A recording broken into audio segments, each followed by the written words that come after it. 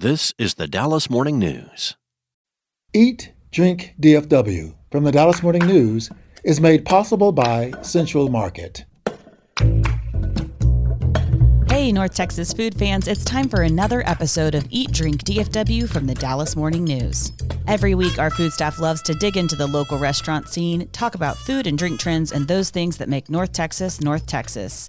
This is Anna Butler. I'm the News' food and events editor. This week, we're catching up on a few local restaurant openings from Dallas to Fort Worth. So stick around. You won't want to miss this. Central Market is really into food. Like when we say cheese, it's in 12 languages into food. Butchers, bakers, and sushi roll makers into food. We're talking so obsessive about quality you can shop blindfolded into food. Central Market is really into food. If you are too, then let us turn your shopping list into a treasure map. Get inspired, get adventurous, or just get a chef-made dinner when you've got more taste buds than time. No place makes every meal more amazing like Central Market. Really into food. Shop now at centralmarket.com.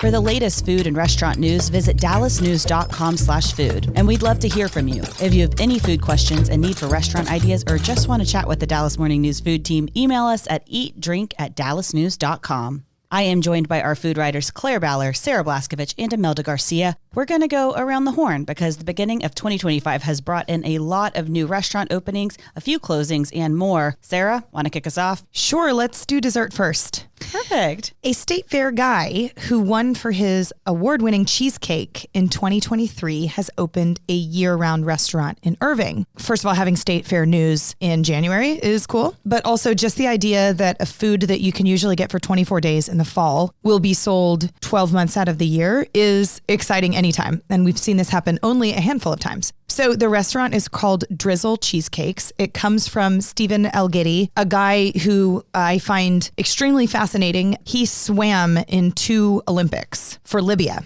His family's from Libya. He was born and raised in Canada. So he swam in I think it was the 2008 and 2012 Olympics, then started selling cheesecakes as a summer side hustle to make a little bit of money, which is, an interesting left turn. It's different than Wheaties money. Yes. This guy seems competitive by nature. He's a swimmer, but him winning the state fair scratched that competitive itch, I think. And he just realized I can make this food into something that people want all the time. And so Drizzle Cheesecakes is now open in Irving. He has 6 varieties of cheesecake. They all start with New York style plain cheesecake, and then he dips and drizzles and, adds chocolate or Oreos or strawberry. It's that kind of place. Because a dessert shop may not sound like a place you want to go all day long, it's also a coffee shop. Is this a place that sold this Biscoff cheesecake, something like that? That is the one. Whoa. And I don't know about y'all, I stood in line for that Biscoff cheesecake for over an hour. Wow. In 2023 as a person at the state fair, in the wild with my friends. And I suggested we all share a piece of cheesecake or two. And I think we all ended up with our own piece of cheesecake.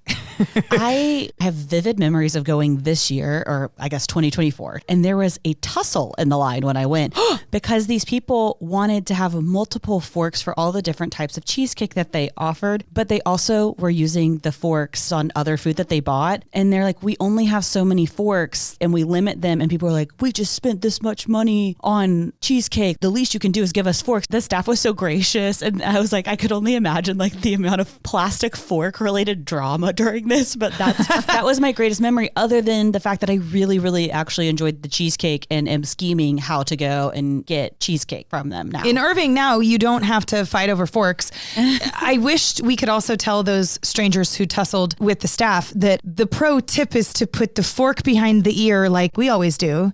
And then there she is when you need it. That's so true. I love it. So we're going to stick with the theme. Let me tell you about one more new restaurant, another state fair concessionaire, 2024 winner for the Dominican Fritura Dog. Do we remember this? Yes, Yeah. I do. Yes, the Dominican Fritura Dog, for those who don't remember, was a corny dog that they cut open, and inside there was a checkerboard of pieces of salami and cheese and salami and cheese. So you get the pink and the white and the pink and the white, and then there was a lighter pink colored drizzle over top. It was a corny dog like we had never seen, and it won Best Taste Savory in 2024. Now, the story behind this guy's business, he has opened what I think is Dallas's first Dominican restaurant. So just like the cheesecake guy, this corny dog was available only during the fair, but he had ambitions of spreading his Dominican food to more than just 24 days. So he had pop-ups throughout the pandemic, and now he finally has his first bricks and mortar restaurant. He shares a space in Deep Ellum with Trinity Cider. So it is Dominican food, which many of the dishes use in part or in a big way, plantains, which guys, I love plantains. I love plantains. I like plantain chips. I think they add a lot. Me too. And I had plantains in a way I had never had before on a burger, sliced long ways. You know, if a plantain looks like a banana, slice it long ways. So those two little half pieces of banana-ish thing went on top of a like greasy burger. He calls it the Dominican smash burger. And I tried it and I loved it. And there are lots of reasons to go to this Dominican restaurant, but my favorite is this crazy burger. I wouldn't say this is the first one, the first Dominican place. We have some of them. For example, this Dominican restaurant in far north Dallas, because in that part of the city, a lot of immigrants from Central America and Latin America live. But yeah, they have all these dishes that are like very sweet, but not that sweet. The burger is interesting. The owner calls it, quote, the burger of your dreams, which I put in the headline because I like that phrase. It's actually the burger of his dreams. He said he dreamed of putting a plantain on a burger, like literally dreamed of it, and then was like, if you can dream it, you can do it. Okay, let me tell you what's in this burger because it's a lot. 2 beef patties, smashed burger rid, so flat. Smash it. Yeah. Griddled onions, American cheese, smashed avocado, a secret sauce, and then 2 fried plantains sitting underneath the top bun. But they're soft. Yes, they are soft. For me, I'm thinking mouthfeel's going to be real soft. And it doesn't sound bad. I just am like, I hate using the word mouthfeel, but like that. That's and like, here we are. But I'm going to use it again. Maybe moist on top of that now. So it is a soft dish. As we've established in past episodes, I'm a huge fan of a bean burrito with nothing in it. That's a little bit of squish with your squish. And so like, I don't have a problem. I don't have a textural problem with this, but hear me out. The beef patties have a little bit of crisp on them. And then the griddled onions do have a little bit of crunch too. This is a really good burger and everybody should try it at, I haven't said the name of the restaurant yet, which is outrageous. It's called Picadera. I would say this is like a fusion between American and Dominican cuisine, and the dream is there, you know, the American dream. So yeah, and it's a great point, Imelda, because this is Dominican street food through his lens. And he said he lived in New York City for years, lived in a Dominican neighborhood, I think ate this, you know, Dominican food all the time. He comes to Dallas and he's like, where is all that food? Then according to him, he learned that the community of Dominican people in Dallas is kind of small. So he's had a Dominican street food festival and he's now making this food. I just found his story to be just really wonderful. I do have one more new something that's on the sweet train that I was going to mention really briefly. So JD's Chippery on Hillcrest in University Park. It's really close to SMU. It opened in 1983. It actually opened with 3 stores all at one time, which I don't think most people probably know or remember. Really? Yeah.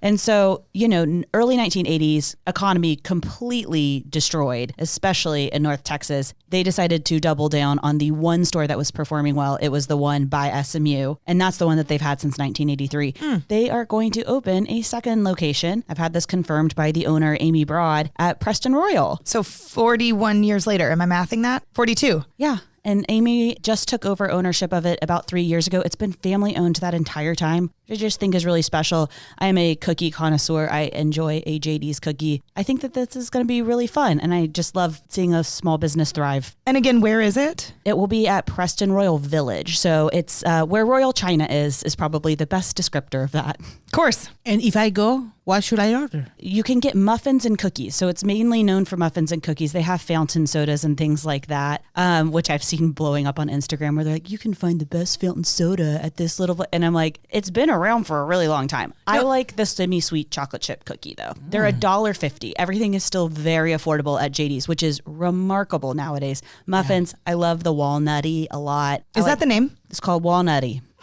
I didn't make that up, Sarah. Stop giggling at me.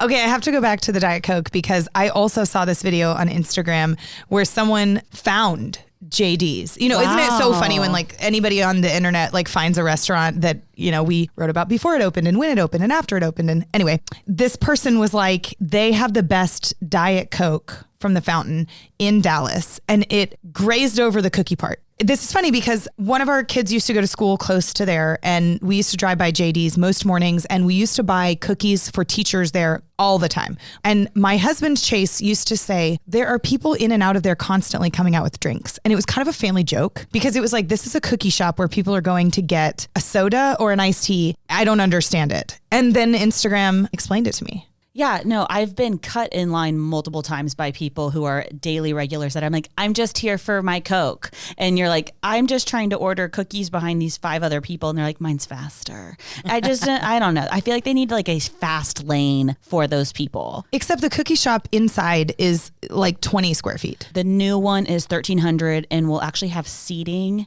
which it was like very, very funny because Amy was like, this is everything that my father stood to get in a funny way where she was like, we don't need places for them to linger. They're in and out for stuff like this. And she's like, this is actually going to be a little bit different than that, but I think it's going to work. And so much of this is about honoring what her parents built. And it's like a very sweet story. And I'm excited that we get to tell part of it. It's on dallasnews.com/food. I have another news for somebody that was born in 1983 also. And this is Los Vaqueros in Fort Worth. So they just changed locations. They downsized a little bit. They were in this big building of 34,000 square feet. And now they're going to Really? Whoa. Yeah. And now they're going to be in this 8,000 square feet. Which is still a substantively sized restaurant. That's pretty big. The reason for this was they sold the old building, but they tried to get this intimate space again. Vicky Cisneros, the president of the company, told me that they have diners dining there for over 4 years. So they want to talk to them and know them and get this family ambience that they always had. So I don't know, guys, have you ever been there? I have. I know the family that owns it. And I've been to a wedding there inside of the 34,000 square feet. It's lovely. Is anything changing about the menu or is that staying the same? No, it's the same menu. It's a Tex-Mex cuisine. By the way, they are located in the Stockyards Exhibits building. Right by Billy Bob's. Yeah, that's correct. And it's just such a cooler district down there than it was. You know, the last 5 years have seen such a dramatic change in the Fort Worth Stockyards. I remember going to the Stockyards when I was a kid and being like, I don't get it. You know, and the Stockyards of today has a fancy hotel and boot makers and hat makers and bars and fancy restaurants, and now Los Vaqueros. And I think that's the place where you take your visitors, you know? Every time that I have visitors from Mexico or any other place, I'm going to take them to the Stockyards. Yeah, there's a lot of free stuff to do. I think that's one of my favorite parts about it is you can take someone to a cattle drive. You can also just walk in and out of the stores along Mule Alley. It's a very easy bite-sized way for the people who think our lives involve us riding horses to work every day. Claire, you've been talking with restaurateurs about what could change in the restaurant industry under the Trump administration, a little bit different than restaurant openings. But what have you heard from people so far? I mean, it's inauguration week. There are a lot of thoughts and feelings around all of this, but from what I've heard from restaurateurs, there are 3 main things that people are paying attention to right now. Those are tariffs, immigration reform, and the idea of no federal income tax on tipped wages. There's mixed feelings, as you can imagine, on all of these things within the restaurant industry. But what I really wanted to do was kind of take a temperature, so to speak, of where people's heads are at and what they're kind of preparing for as we see the Trump administration settle in and start making some big changes. So Trump said Monday that he planned to impose a 25% tariff on products from Canada and Mexico, and that this would go into effect February 1st. So that's something that restaurateurs are watching. The thing that I heard people talk about the most was avocados. Avocados are very much on people's minds. If you have a 25% tariff on imported goods from Mexico, what does that mean for our guacamole and such here in Texas? Which is such a good question. This is important. Right. I was going to say, on top of that, I would think like tequila and mezcal. This Tex-Mex that we're talking about with Imelda and like the new Los Vaqueros. I mean, I don't know. I just think about menu pricing and how difficult that is to back into, let alone backing into it when it's a tentative. So how do you even forecast what your financiers are going to be 6 months from now? And that's why I was excited that you were looking into this because it's such a real business impact for people who do this every day. It definitely is. And it very much is on restaurateurs and chefs' minds. It's hard because they don't know exactly what will happen, but what they do know is they've been through this before. They've had similar market pressures and market changes, and so they feel confident in how to adjust and adapt. And at the end of the day, what everyone told me is that if there are tariffs put in place and they're sustained and prices go up, it would mean a few dollar increase on some things that would land on the consumer. That's what restaurants have to do in order to survive. But frankly, none of them were too concerned about it. There might be goods, especially seafood things, that could be impacted that they might have to adjust and alternatively source or swap out menu items, but they all seemed pretty confident in being able to handle that type of change. What I also heard from restaurateurs were their thoughts on what could happen if there is no federal income tax on tipped wages. That, of course, would really change things in the restaurant industry, and they're very split opinions on this one. I spoke with the owner of Tatsu Dallas, who said, in his opinion, it would be the worst possible thing for the restaurant industry. He said he thinks it could lead to restaurants paying their tipped employees less than they already do, and would likely be an incentive for customers to tip less than they do, which he says nobody needs. So there would not be a federal income tax on tipped wages, which means what? That means your servers in the restaurant industry, anyone who's receiving tips, would not be paying taxes on those tips. They're supposed to be reporting them at this point. If you receive over a certain amount of something, you should be reporting it on your taxes. It's one of those things where it's like there's kind of this weird murky area where I do think on paper, it sounds like it could be a great thing for people to not owe money on those things. However, I do think that's a very salient point that suddenly people might start paying their employees less, or guests might stop tipping as much because of that piece of it. So Because does that they 20% suddenly become 15%? You suggest that people would stop tipping less, or that employers would stop paying less because they think these servers are getting to keep more. Yes. That is what I've heard from Okay, restaurateurs. that is a couple of left turns for me. And this is just my opinion, but like you tip somebody based, on what you think is a fair tip, not on what you think they're doing or not doing with that money. I already think though that there's so much ignorance around how that works though with people getting paid. For instance, if I have the option when you're getting to tap out on the little screen yourself, typically they give you the options of 20%, 22%, and 25%. And people are like 22% so random. There's typically about a 2% credit card fee. So I always tip 22% because 20% means less. I also spoke with Emily Williams-Knight, who's the president and CEO of the Texas Restaurant Association. Now, something to know about them, they are an organization that has been working with Senator Ted Cruz on this proposed policy since the beginning. So she, unsurprisingly, thinks that this could be a really good change for the industry. We've seen a lot of people leave the restaurant industry, especially tipped workers, post-pandemic, and this might be incentive for people to come back if they are able to make more money than they previously were able to. But she did say that the concerns surrounding this proposed policy are valid. It's uncharted territory and no one really knows how it could play out. And last thing that I heard from restaurateurs is obviously the matter of immigration reform, specifically with mass deportations, which Trump has promised. Undoubtedly, it will impact the restaurant industry if we do see something like mass deportations take place. 22% of the state's food service workforce is made up of immigrants. It also would probably impact what we see in terms of construction of new restaurant concepts. So it's one of those things that people are just watching. There's an interesting tension there if we had a lack of employees and then we also had something repealed around federal taxes on tipping. All of these things are big questions that people in the restaurant industry have. So it's a really fascinating time. You can read more about all of these topics by visiting dallasnews.com/food. We're going to take a short break, and when we come back, we're going to hear from one of our listeners that has a question baked right into some cooking tips. That's up next. Central Market is really into food, like fish flown in so fresh it still has jet lag into food. Our sourdough starter has been around since grunge was a thing into food. We're talking more prime cuts than a greatest hits album into food. Central Market is really into food. If you are too, then we're the HQ for you. Whether you're a make every recipe in the cookbook foodie or a my favorite recipe is reheat type who just digs the delectable, no place makes every day more delicious like Central Market. Really into food. Shop now at centralmarket.com. Welcome back. We are about to hear from a listener who has a question for us. But as a reminder, if you also have a question for the Dallas Morning News food team, you can reach out to us at eatdrink@dallasnews.com. Hey, Eat Drink DFW podcast team. My name is Dave Mills and I live in Dallas. One of the things I love about your podcast is that I get a lot of great tips on where to eat and how to cook. I wanted to share a tip of my own.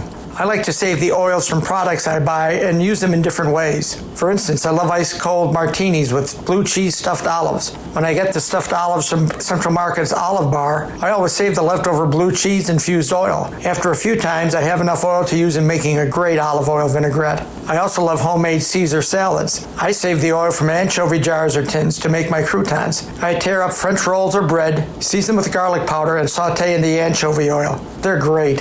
Finally, being a Southside Chicago boy, I love hot giardiniera. I use the leftover giardiniera oil when I cook Italian sausage or meatballs, and they get extra spicy. I'd love to hear your tips. Love the podcast. First of all, Dave, thanks for reaching out. I absolutely love the leftover olive oil trick. I personally love to do this with the grilled artichoke oil you can get it at Central Market in this same olive bar section that you're talking about. There's also a Trader Joe's one, and it's something that I like to infuse into things like jasmine rice, and it adds just a little je ne sais quoi.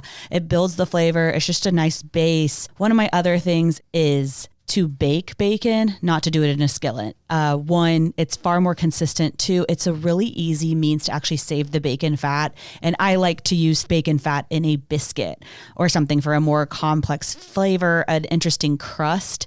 And I just feel like that's really exciting to do. But okay, everybody, what are your cooking tips? I like to put a wooden spoon in top of a pot where pasta is boiling, because when all that white foam is rising from the boil, it doesn't spill with the wooden spoon. I don't know why, but it works. That's one of my favorite things, because in culinary school, I did that once. And one of my chef professors who'd been working for 40 years in the industry was like, what are you doing? And he'd never seen it before. You have to do it before it starts boiling over. You can't do it during. I don't know why it works. Yeah, I don't know why, but it works. I mean, it's amazing. I like also to preserve herbs in ice cubes, and they are fresh when you use it. Also, I like to freeze some wine in these cubes, because in the summer, I love cold wine. I know somebody will hate me for this. No, that's brilliant, because then you're not watering down your wine. Yeah, that's right. As long as you remember what wine you froze, I know, so that you're adding it to the same glass of wine. That's correct. Yeah, that's right. So I have a few things that I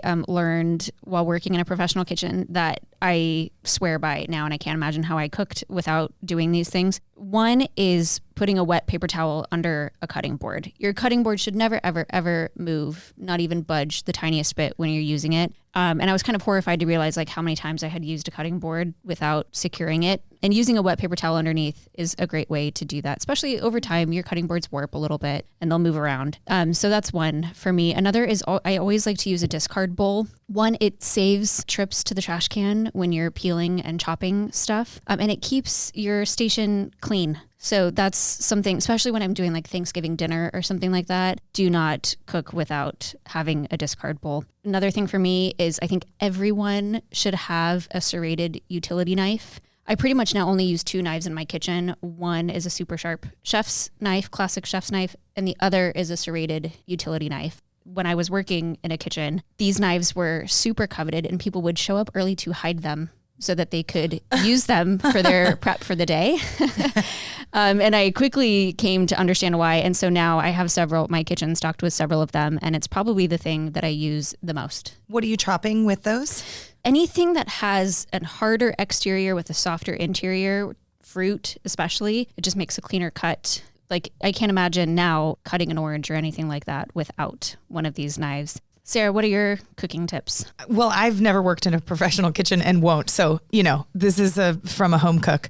We make pesto a lot at home, and I love pesto because you can make it with so many different greens. It's kind of one way we clean out that drawer in the fridge, and we know that it'll always taste about the same if you're using the same formula, of some greens, a nut of some kind, of course, olive oil, and then you don't have to put cheese in your pesto, but I really like it. But my kids love pesto, and we use it on a lot of things. So weeknights, I'll boil some pasta and toss the pesto in there, and the kids will happily feast on that. If we have, leftover Italian sausage from the breakfast we made the day before, maybe you toss that in too. I will spread pesto inside of a sandwich. It just has so many uses. I'll put it on the side of a nicely cooked piece of chicken or steak, just a little something to dip it into. I love like a pesto or a chimichurri, and I find that it's one of those healthy-ish sauces that that keeps for a while in the fridge and is super easy to make in a food processor. And you could use Dave's leftover olive oil trick for that. We could. And I just want to add, Dave, you're the best. It's so cool that you sent us these tips and you inspired a whole section on the Eat, Drink, DFW podcast. Now, Julie, you have a tip, right? So my tip is once a week buying a loaf of fresh sourdough that's sliced, because you can do anything with it. Like you can put anything on it and make a meal. You can put butter and chocolate sprinkles and make dessert. You can cut it up and make croutons and elevate your salad and soup. Like, we get one every single week and it's gone usually by Wednesday. And it's always a good idea every now and then to buy two and throw one in the freezer. So if it's already sliced, then you can just pull out a frozen slice and toast it up in the toaster and you have like a fresh piece of sourdough that you can do anything with. Like we'll make a full meal out of sourdough with cheese and olives and salami every now and then. It's perfect. So easy too. And better yet, I do think that can work for really small households of like one or two people too, because you can buy half loaves at places now. Julie, I like your tip of sliced sourdough too. When you said that, it just occurred to me, like, I don't like to cut a slice of bread from a loaf. And I clearly am not a bread baker myself. We've been through my roll conundrum. So like sliced. And we would love to hear from you. More questions like those from Dave. You can reach out to us to share your food, thoughts, and questions by emailing us at eatdrink@dallasnews.com. And don't forget to visit dallasnews.com/food to keep up with all of our work. This show is produced by Julie Fisk. To catch up on every episode of this show and hear more from our newsroom, just follow the Dallas Morning News wherever you get your podcasts. And if you like what you hear, please rate the show and leave a review. Find links to all of our work at dallasnews.com/listen. You'll also find a special membership offer there. For the news, I'm Anna Butler. We appreciate you tuning in, and we'll see you all next week. Eat, Drink, DFW from the Dallas Morning News is made possible by Central Market.